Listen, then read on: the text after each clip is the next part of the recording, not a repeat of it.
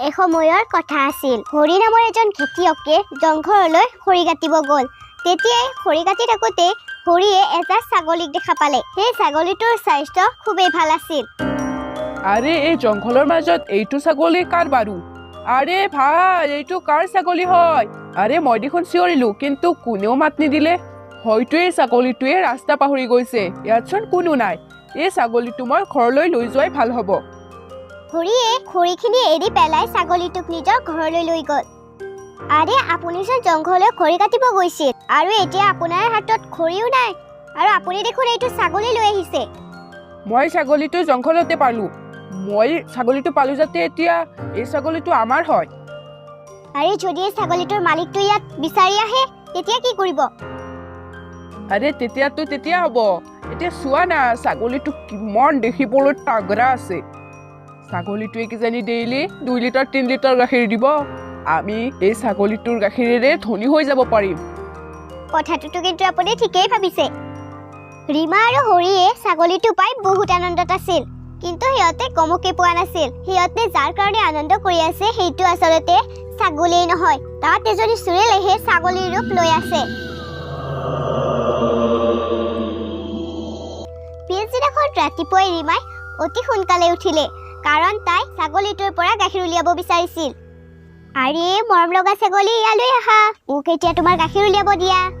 তেতিয়া মই তোমাক বহুতবোৰ সেউজীয়া ঘাঁহ খুৱাম, আহা আহা।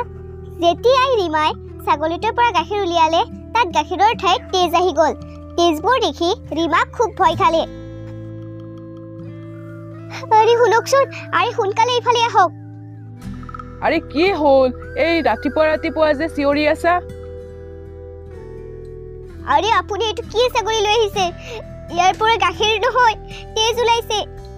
যেতিয়াই হৰি ছাগলীটোৰ ওচৰলৈ আহিলে, ছাগলীটোৱে লঠিয়াই দিলে। তেতিয়াই সেই ছাগলীটো ফুটীয়া ছাগলীলৈ পৰিণত হৈ গ'ল।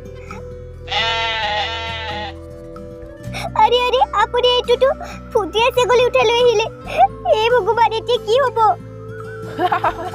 মোৰ স্বাস্থ্যৰ পাতি ভাল দেখি তই উঠাই আনিলি।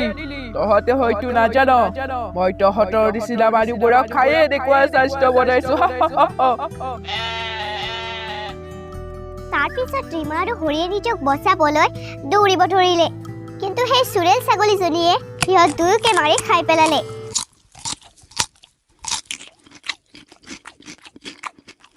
মূৰ্খ মানুহ।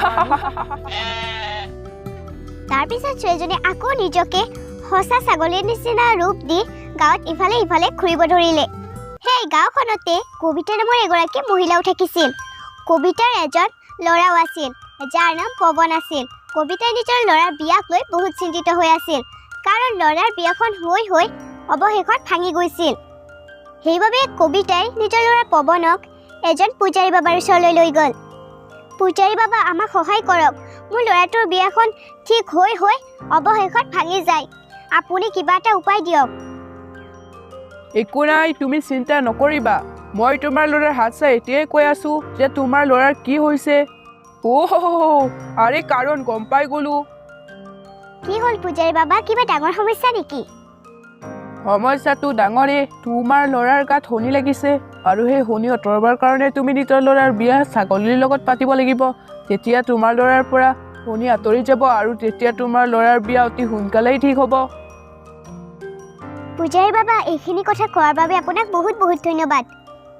ৰাস্তাত দুয়ো কথা পাতি আছিল। মা, তুমিতো জানাই মই এই পূজা মন্ত্ৰ এইবোৰৰ ওপৰত একেবাৰে বিশ্বাস নকৰোঁ। মই তোমাৰ কথা ৰাখিবৰ বাবেহে পূজাৰী বাবাৰ ওচৰলৈ গৈছিলোঁ। মই এই ছাগলীক বিয়া পতাত নাই দেই। আৰে মোৰ শেষ ইচ্ছাটো তই পূৰণ কৰিব নোৱাৰিবিনে? লাহে লাহে বুঢ়ী হৈ আহিছোঁ, কেতিয়া মৰি যাওঁ ঠিক নাই। আৰে হ'ব মা, এতিয়া বেছি ইম'চনেল ব্লেকমেইলিং কৰিব নালাগে। তুমি যেনেকৈ ভাবা তেনেকৈ কৰা। কবিতাৰ বহুত ফূৰ্তি লাগিল, আৰু কবিতাই গোটেই গাঁওখনতে ছাগলী বিচাৰিব ধৰিলে, কিন্তু কোনেও তাইক ছাগলী দিবলৈ মান্তি হোৱা নাছিল। আৰে কল্যাণী, তুমি মোক এদিনৰ বাবে তোমাৰ ছাগলীটো দিব পাৰিবা নেকি? আৰে বাইদেউ, আপোনাক এদিনৰ বাবে মোৰ ছাগলীটো বাৰু কিয় লাগে? তাৰপিছত কবিতাই কল্যাণীক সকলো কথা ক'লে। অ' মা, আৰে মানে আপুনি মোৰ ছাগলীটো আপোনাৰ এইবোৰ পূজা পাতলৰ কাৰণেহে নিব খুজিছে? আৰে নাই নাই, মোৰ ছাগলী আপোনাক দিয়াত নাই। আপুনি জানেনে এইবোৰ কৰাৰ পিছত মোৰ ছাগলীটো মৰি থাকিব। কবিতা বহুত চিন্তিত হৈ গ'ল। কবিতাই অলপ আগবঢ়াৰ লগে লগে এটা ছাগলীৰ মাত শুনা পালে। কবিতাই শব্দৰ ফালে দৌৰি গ'ল। তাত তাই দেখিলে যে এটা ছাগলীয়ে ঘাঁহ খাই আছে। কবিতাই ইফালে ইফালে চালে আৰু চুপচাপ ছাগলীটোলৈ ঘৰলৈ উভতি আহিল। আৰু মাজৰাতি হোৱাৰ পিছত সেই ছাগলীটোৰ লগত নিজৰ ল'ৰাৰ বিয়াখন পাতিলে। বিয়াৰ মন্ত্ৰ সেই পূজাৰী বাবাজনে মাতিছিল, যিজন বাবাৰ ওচৰলৈ কবিতাই উপায় বিচাৰি গৈছিল। ওম মংগলাই নমঃ নমঃ, ওম মংগলাই নমঃ, ওম গণেশায় নমো নমঃ, ওম লক্ষ্মীকান্তায় নমো নমঃ, ওম নমো নমঃ, ওম নমো নমঃ। বিবাহ সম্পন্ন হ'ল। এতিয়া তোমাৰ ল'ৰাৰ পৰা শনি আঁতৰি গ'ল। তেতিয়াই ছাগলীটো ফুটীয়া ছাগলীলৈ পৰিণত হৈ গ'ল। কি হ'ল পূজাৰী? আৰে ৰে, এইটোতো চুৰেল হয়। আৰে কবিতা, তই এইবোৰ কি কৰিলি? আৰে এইবোৰ কেনেকৈ হৈ গ'ল? মই ইমান ডাঙৰ ভুল কেনেকৈ কৰিব পাৰোঁ? চুপ থাক সকলো। মোৰতো কামেই মই মানুহবোৰক ফচাওঁ আৰু এনেকৈ মানুহবোৰক খাই পেলাওঁ। আৰে মইতো ইয়াৰ পৰা পলাওঁ। যেতিয়াই পূজাৰীয়ে দৌৰি দৌৰি পলাব ধৰিলে, ফুটীয়া ছাগলীটোৱে ধৰি পেলাই পূজাৰীক খাই পেলালে। এতিয়া তহঁতৰ কি ব্যৱস্থা কৰিব লাগিব? প্ৰথম মাৰক খাওঁ নে তোক খাওঁ? আৰে নাই নাই, তই আমাক খাব নোৱাৰ। চুৰেল আমাক এৰি দে। আৰে প্ৰথমতে এই বুঢ়ীকে খাব লাগিব।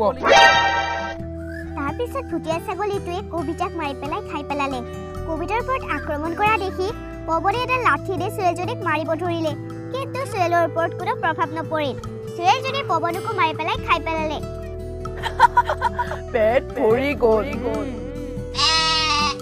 তাৰপিছত ফুটীয়া ছাগলীয়ে আকৌ সাধাৰণ ছাগলীৰ ৰূপ লৈ তাৰ পৰা গুচি গ'ল। কিন্তু এই সকলোবোৰ ঘটনা বেৰৰ পিছফালে লুকাই থকা ৰাধিকাই দেখা পালে। এই ফুটীয়া ছাগলী যদি আমাৰ গাঁৱৰ মানুহৰ ওপৰত আকৌ আক্ৰমণ কৰাৰ আগতে মই এয়া সকলোকে জনাব লাগিব। অ' গাঁওবাসী, সোনকালে এইফালে আহা। আৰে কি হ'ল? তুমি ইমানকৈ কিয় চিঞৰিছা? আমাৰ গাঁৱত এটা ফুটীয়া ছাগলী আছে। মানে সেইজনী এটা চুৰেল হয় আৰু চুৰেলজনী ছাগলীৰ ৰূপ লৈ আমাৰ গাঁৱত ঘূৰি আছে আৰু মানুহবোৰক মাৰি পেলাই খাই আছে। আৰে ৰাধিকা, তুমিও যে নহয় এইবোৰ কি বকি আছা? কেতিয়াবা ফুটীয়া ছাগলী থাকিব পাৰে নেকি? তাৰপিছত তিনিওজন গাঁওবাসীয়ে তাইৰ ওপৰত হাঁহিব ধৰিলে। তেতিয়াই তালৈ সেই চুৰেল ছাগলীজনী আহি গ'ল।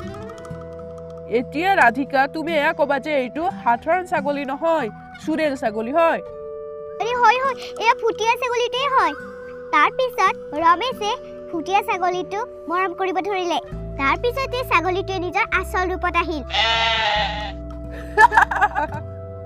আৰে ইয়াতো সঁচাকৈয়ে ফুটীয়া ছাগলী হয়। কাকো সোধাই দে, সকলোকে মাৰি পেলাম। তেতিয়াই চুৰেল ছাগলীজনীয়ে বাবলু নামৰ এটা সৰু ল'ৰাৰ ওপৰত আক্ৰমণ কৰিব গ'ল। বাবলু, তই চিন্তা নকৰিবি, মই তোক বচাই ল'ম, মই তোক একো হ'বলৈ নিদিওঁ।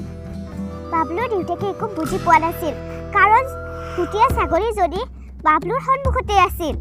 যেতিয়াই ফুটীয়া ছাগলীয়ে বাবলুৰ ওপৰত আক্ৰমণ কৰিব ধৰিলে, তেতিয়াই বাবলুৰ দেউতাক চুৰেলজনীৰ সন্মুখত আহিল আৰু নিজৰ কুঠাৰখনেৰে ফুটীয়া ছাগলীজনীক মাৰি পেলালে। চুৰেলৰ তাতেই মৃত্যু হ'ল। আৰু তেতিয়াৰ পৰাই সকলোৱে ফুটীয়া ছাগলীৰ পৰা মুক্তি পালে।